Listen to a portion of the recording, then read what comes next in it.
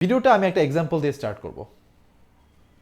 ধরুন আপনার কাছে একটা সফটওয়্যার সলিউশন আছে, আপনি বানিয়েছেন এবং সেটা ক্লাউডে হোস্টেড। আপনি এই সফটওয়্যারটা সাবস্ক্রিপশন বেসড বানিয়েছেন, অর্থাৎ কেউ যদি আপনার এই সফটওয়্যারটা ব্যবহার করতে চায় তাকে সেই সফটওয়্যারটা সাবস্ক্রিপশন নিয়ে ব্যবহার করতে হবে।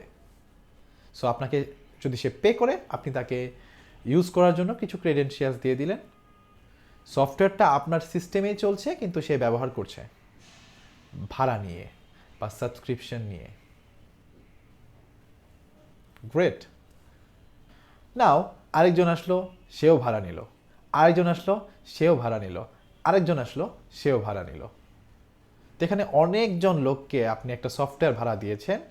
সফটওয়্যারটা ক্লাউডে একখানে চলছে, একটাই সফটওয়্যার অনেকজন ব্যবহার করছে ভাড়া নিয়ে, সাবস্ক্রিপশন নিয়ে। টেনেন্ট অর্থ হচ্ছে ভাড়াটিয়া, মানে যারা আপনার থেকে সফটওয়্যারটা ভাড়া নিচ্ছে তাদেরকে আমরা বলতে পারি টেনেন্ট।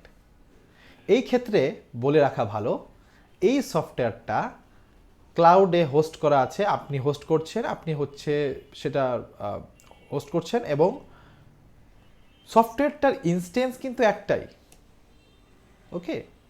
কিন্তু যেই টেনেন্টরা আছে তারা লজিক্যালি সেপারেটেড। এখন আমি সিঙ্গেল ইনস্ট্যান্স রান করছে, এই জিনিসটাকে কেন বেশি ফোকাস করছি একটু খুলে বলি। ধরুন আপনার প্রতিটা টেনেন্টকে আপনি সফটওয়্যারটা আলাদা আলাদা সার্ভারে ডিপ্লয় করে দিচ্ছেন।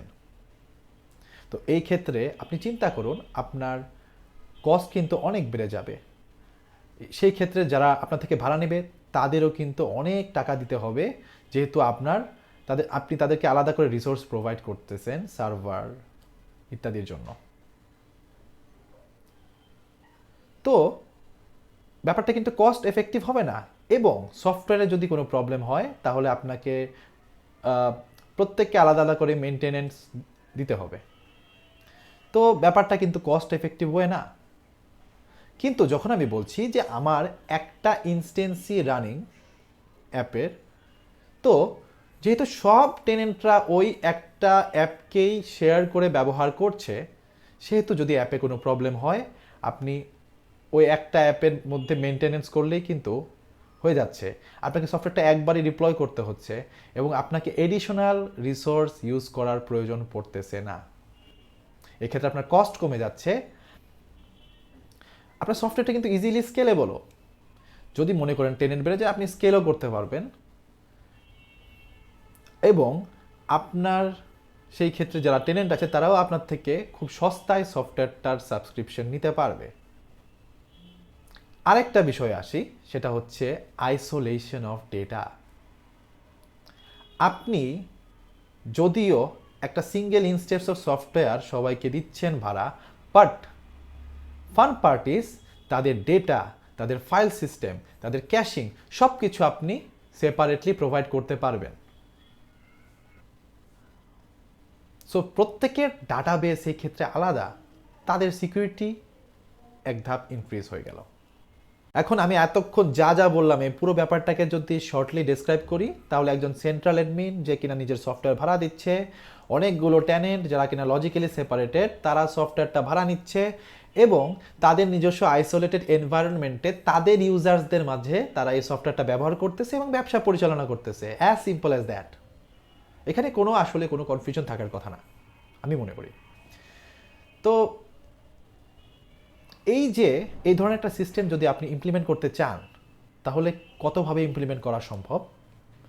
অনেক ওয়ে হতে পারে। এর মধ্যে দুইটা ওয়ে হচ্ছে, way number 1 single application single database, way number 2 single application multiple database. আমরা একটু প্রথমটার কথা চিন্তা করি। প্রথম ওয়েটা কি? প্রথম ওয়েটা আসলে I am not recommending the first way. প্রথম ওয়েটা হচ্ছে যে সিঙ্গেল অ্যাপ্লিকেশন সিঙ্গেল ডেটাবেস, যেখানে আপনি টেনেন্ট আইডির মাধ্যমে প্রতিটা টেবিলের মধ্যে আপনার টেনেন্ট যে আছে তার ডেটাগুলোকে ডিটেক্ট করতেছেন। প্রতিটা টেবিলে টেনেন্ট নামে একটা আইডি রেখে দেন এবং দেন দ্যাটস ইট, কোয়েরি করে নিয়ে আসুন টেনেন্টের ডেটা। বাট এই ক্ষেত্রে আমরা যে বলছি আইসোলেটেড এনভায়রনমেন্ট, আইসোলেটেড ডাটাবেসের ব্যাপারটা কোথায় গেল? তো সেই জন্যই আমি বলছি যে এর চেয়ে বেটার ওয়ে হতে পারে, সেটা হচ্ছে সিঙ্গেল অ্যাপ্লিকেশন মাল্টিপল ডেটাবেস। যখনই কোনো টেনেন্ট ক্রিয়েট হবে তার জন্য একটা ডেডিকেটেড ডেটাবেসই থাকবে যেখানে তার টেবিলগুলো থাকবে, এবং যখন যে টেনেন্টকে আমরা ডিটেক্ট করব তখন সেই টেনেন্টকে তার ডেটা অনুযায়ী আমরা কাজ করব। জাস্ট ডেটাবেসগুলো সুইচ করে দেওয়া টেনেন্ট টু টেনেন্ট। এখন এরকম কিছু যদি আপনি ইমপ্লিমেন্ট করতে আগ্রহী হন তাহলে আমার Facebook page and YouTube channel follow করতে পারেন। অ্যান্ড ইফ ইউ ওয়ান্ট তাহলে আপনি সাপোর্টও করতে পারেন by liking the videos, sharing them among your friends and comment করে, যেভাবে এনি ফর্ম অফ সাপোর্ট যদি করতে চান তাই করতে পারেন। ততদিন পর্যন্ত ভালো থাকুন, সুস্থ থাকুন। আসসালামু আলাইকুম।